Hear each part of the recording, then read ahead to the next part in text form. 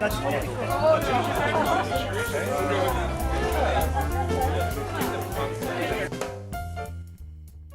first job after graduate school was working in a women's health center, and I was doing community education classes in low-income neighborhoods and schools. And you know, you really feel a strong connection when you're talking to kids and to their parents, and how to move the community forward and get them what they need. I ultimately went to work for a business research and consulting firm. I started in a windowless room, literally as a junior analyst, and I worked my way up to senior partner. What my job was when I was there was to advise corporations, although everyone tells me don't use that word, but that's what I did, and businesses on how to sustain their businesses, how to grow their businesses so they could create jobs for the communities.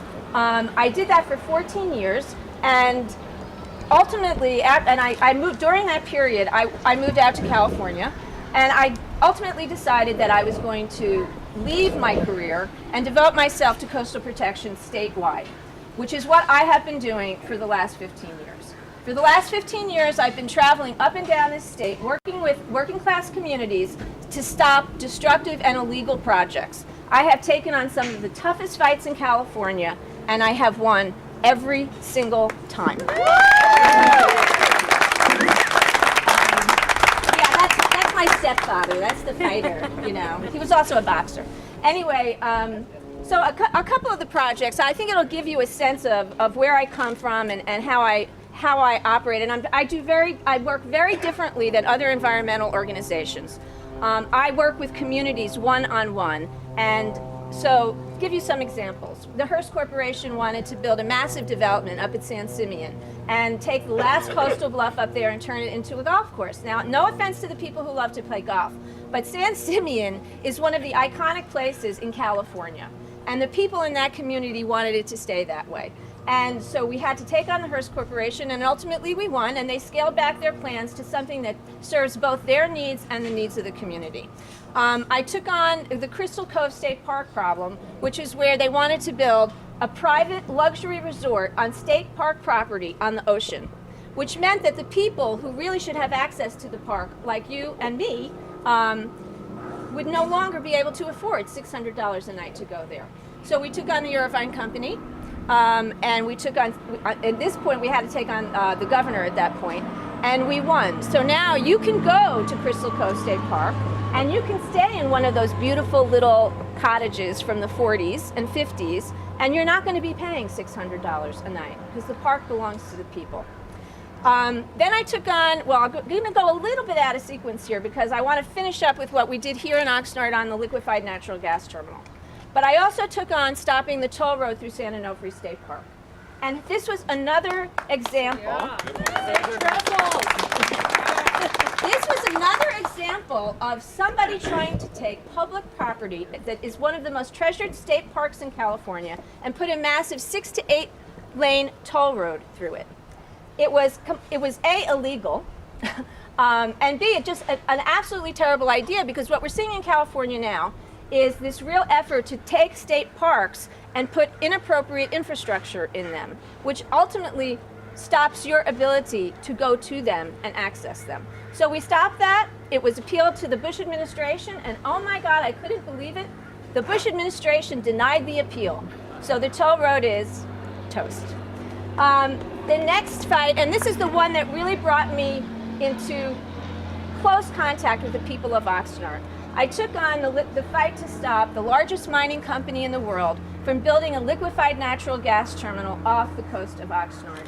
When I started that fight, this was the governor's project. They had more money than you can imagine, and they hired every advisor that the governor worked with, including his campaign advisor.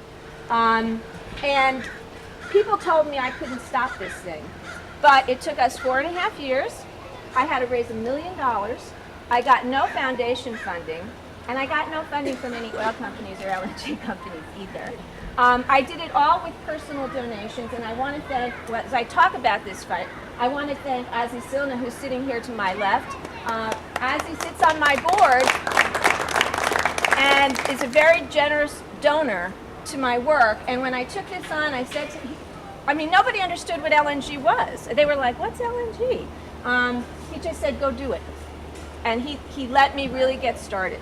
So we took on that fight, and we had a tremendous outpouring of community support here, and over 3,000 people at the Oxnard Performing Center, and we stopped that project. And for me, I mean, there were times when I'd wake up in the morning and realize that I had this responsibility to raise all this money, to pay all the scientists and the attorneys, and sometimes it would feel like, but in the end we prevailed, and that was the most important thing, I think, for this community.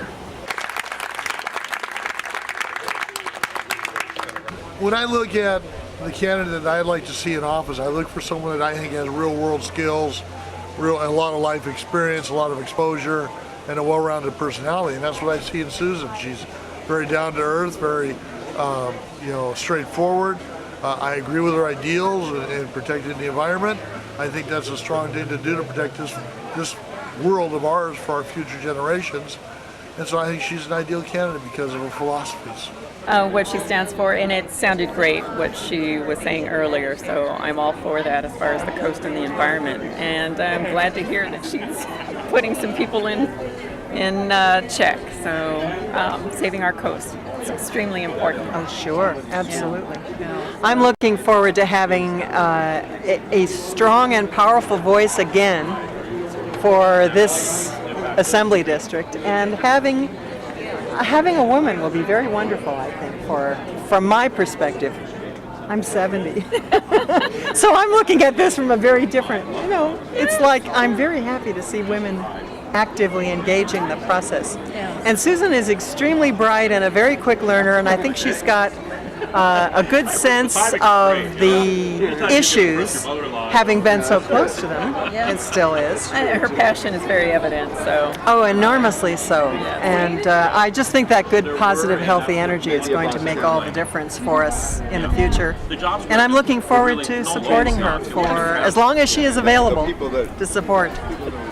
Yes, same here. Looking to support her and see more of her. A lot more.